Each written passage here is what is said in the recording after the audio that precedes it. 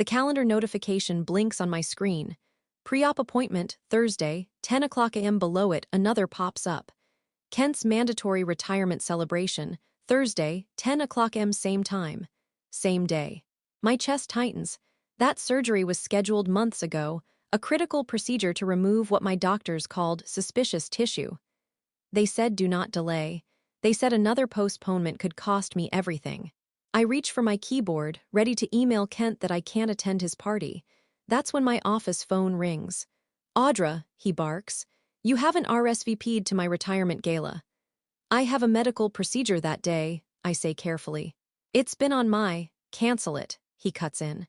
"This retirement party is non-negotiable. The entire board will be there, including the new CEO. You especially need to show up. Considering your recent performance issues." My cheeks flush. The performance issues he's referring to, they're tied directly to the medical appointments he approved, then later criticized me for. "Kent, this is a potentially life-saving procedure. The doctors are worried it might be." "Everyone has health concerns, Audra. I've worked here for 37 years without missing a single major event. I've skipped funerals for this company. My retirement party happens once. Your whatever it is can wait. I've been waiting 3 months for this surgery slot. Cancel it." He doesn't ask, he orders. "If you value your position here, you'll make the right choice." And then, just to twist the knife, "Think about your future here. Think about who's reviewing your promotion package next quarter." I whisper, "I'll see what I can do." "That's better. And wear something appropriate, not like that outfit from the holiday party." Click, the line goes dead. I sit motionless at my desk. The pressure behind my eyes builds, but I don't let the tears fall. I can't, not yet. My hand knocks over my water bottle by accident. Liquid spreads across the desk, soaking the reports I stayed up all night to finish. Reports he'll take credit for, like he always does. And that's the moment something in me snaps. Wait, pause. If you've made it this far, hit that like button and subscribe for more jaw-dropping real-life stories. And tell me in the comments, would you choose surgery or your job?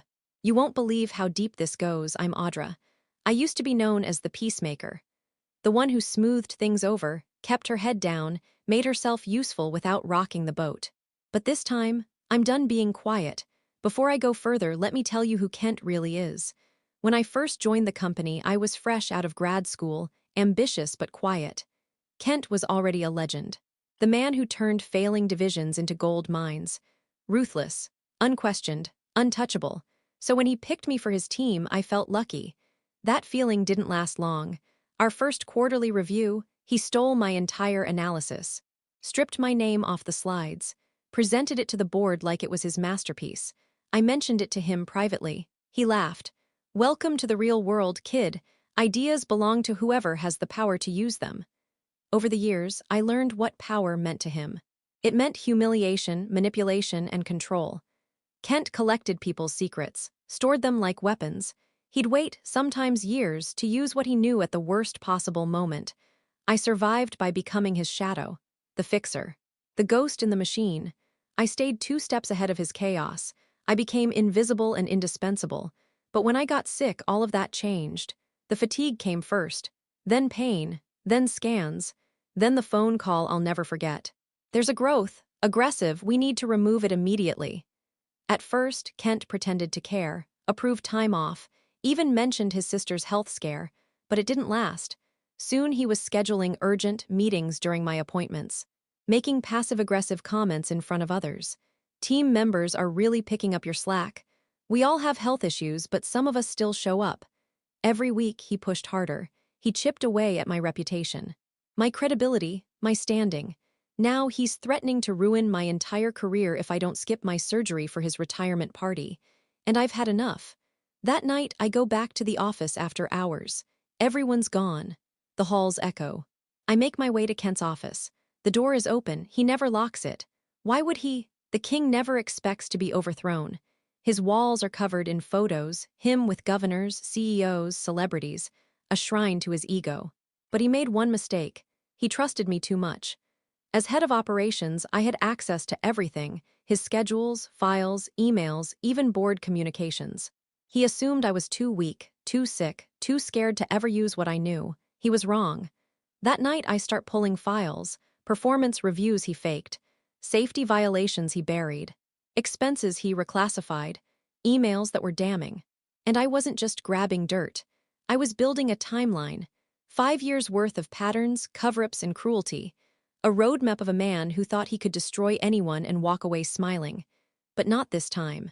That night, I also messaged Zeke, my neighbor and the only person who knows about my surgery. Still on for Thursday morning, I text. Of course, he replies. He has no idea what's coming. Neither does Kent. Wednesday morning, the day before the party, Kent calls me into his office. Audra, he says, all smiles. Great news. I hired a videographer for tomorrow's celebration. Full coverage, speeches, toasts, board members. It's going to be unforgettable. I nod, staying silent. You've confirmed you'll be there, right? I've made arrangements, I say carefully. His eyes narrow. He knows something's off, but he's too arrogant to dig deeper. Good, he says. Then he leans back and adds with a smirk, I've been thinking about your future. Alina mentioned some restructuring once I'm gone. A few roles might disappear, but not if you play your cards right. He's making it crystal clear. Show up tomorrow or I disappear from the company. That blue dress you wore to the gala last year, he adds as I turn to leave, made you look almost presentable. I walk out without a word. That night I don't sleep. I double-check every file, every timeline. I prep an email to Alina, the elusive CEO no one sees unless something's on fire. I attach everything, audio clips, documents, memos, but I don't send it. Not yet. Kent has always controlled the narrative. Tomorrow, I take that power away from him. Thursday morning. Zeke picks me up at 7 o'clock am sharp. You okay? He asks. You look like you haven't slept. Just nervous about the procedure, I lie, but it's only half a lie. At the hospital, the nurse frowns at my blood pressure. Stress, she asks. Just deciding between life-saving surgery and career suicide, I say with a tired laugh. She doesn't laugh back. That's not a choice anyone should ever have to make. Exactly. As the anesthesia kicks in, my last thought is of Kent, standing in front of a room full of VIPs, glass raised, completely unaware of what's coming for him. I wake up hours later, groggy and in pain. A nurse adjusts my meds and says the surgery went well. I reach for my phone. 2:17 p.m. Kent's party is in full swing. I open my email, find the draft, attach the final files, type Alina's address, and hit send. Then I turn off my phone, close my eyes, and for the first time in weeks I rest. 3 days pass. I ignore work calls. Messages pile up. News articles begin trickling out. Vague phrases like unconfirmed misconduct allegations and internal inquiry swirl through the industry. And then a knock at my door. I look through the peephole and freeze. It's Alina, the CEO, immaculate suit, calm eyes, no smile. May I come in? She asks. I nod, heart pounding. You created quite a situation, she says, settling onto my couch. I brace myself. But first, how's recovery? That throws me off. I tell her it's going well. She nods. Your email, it was thorough. What I'm curious about is why now? Why not 5 years ago? I look her in the eye. Because he finally forced me to choose between my life and his ego, and I chose my life. She pauses. Then, for the first time, she shows a flicker of something close to respect. The board meets next Wednesday. You should be there. I will be. But deep down, I know, this battle isn't over. Kent has powerful allies. He won't go down quietly, and I just lit the match that could burn it all down. The fallout comes fast. Anonymous texts, blocked numbers, emails full of fake concern, thinly veiled threats from Kent's old guard. 3 executives suddenly reschedule our one-on-one meetings. Team members go quiet when I join Zoom calls. HR pretends it's business as usual, but I see the fear in their eyes. On Friday, a blocked number calls. I answer already knowing who it is. Audra, Kent says, calm and snake-smooth, thought we should talk before things escalate. I'm on medical leave, I reply. This isn't about work. This is me offering you a lifeline. I say nothing. Let him keep talking. You're under a lot of stress, I get it. Medications can cloud judgment. You'll send a follow-up email. Say you misunderstood a few things. Maybe the pain meds influenced your perception. I'll accept it privately and this all goes away. I stare at the phone like it's something rotten. And if I don't? I ask. Audra, come on, he says, voice dipping colder. You're a mid-level exec with performance issues and a grievance. I'm a 37-year industry veteran. I control the context. My legal team is extremely thorough. Click. He hangs up, but I hear it in his voice just under the surface. Fear. He knows I didn't bluff. I know everything. Tuesday night, Zeke brings dinner again. I didn't want to ask, he says, but 3 people knocked on my door this week asking about you. One said they were from HR. What do you tell them? That you're recovering. And that they should get off my porch. I smile for the first time in days. Audra, are you in trouble? I hesitate. Either I've ended my career or I just did something that actually matters. He nods slowly. Those can both be true. Wednesday morning. Board meeting day. I dress in what I call my armor, a soft blouse that hides my incision and a blazer that feels like steel. I walk into headquarters and feel the shift. Security stops me, checks my ID, calls for clearance. The elevator ride is silent. No one makes eye contact. Outside the boardroom, Alina's assistant meets me. They're ready for you. I walk in. The air crackles with tension. 14 board members, Alina at the head. Kent 3 seats away, flanked by his cronies. His smile is smooth. Snake smooth. Audra, Alina says, thank you for coming, please sit. I sit across from Kent, of course. Alina begins. We're here to address the allegations contained in Audra's recent communication. Kent has asked to respond first.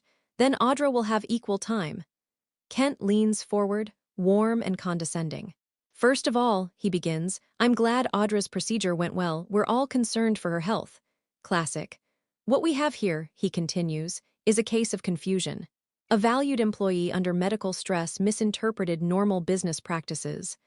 I say nothing. Let him talk. Emails, audio clips, these things lack context. They're snippets, not strategy. And frankly, the timing, right during my retirement, it feels personal, vindictive.